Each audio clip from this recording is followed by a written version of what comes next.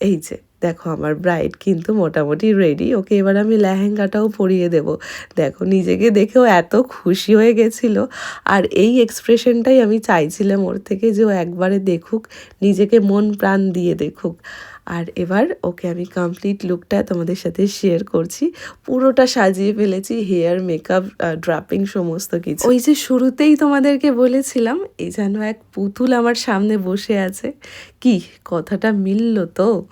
তাহলে এবার কমেন্ট করে কিন্তু তোমাদের অবশ্যই জানাতে হবে যে বৃষ্টির এই রিসেপশন লুকটা তোমাদের কেমন লাগলো। ভালো লাগলো, খুব সুন্দর লাগছে, এইগুলোতে আমার মন ভরে না। তোমাদেরকে বড় বড় কমেন্ট করতে হবে, আরও বেশি করে অ্যাপ্রিসিয়েট করতে হবে, তাহলেই না আমি আরও বেশি এনার্জি পাবো।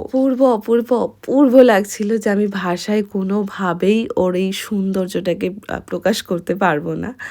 আর তোমরা যারা বৃষ্টির মতো এমন সুন্দরভাবে নিজেদের দিনটাকে আমার হাতের রং তুলির ছোঁয়ায় আরেকটু সুন্দর করতে চাও, তারা কিন্তু কন্ট্যাক্ট করতে পারো। আমি কিন্তু মোটামুটি ওয়েস্ট বেঙ্গলের সমস্ত জায়গাতেই যেতে রাজি, শুধুমাত্র তোমাদের জন্য, তোমাদের কথা ভেবে। তো বুকিং প্রসেস কিন্তু অনেক আগে থেকেই শুরু হয়ে গেছে।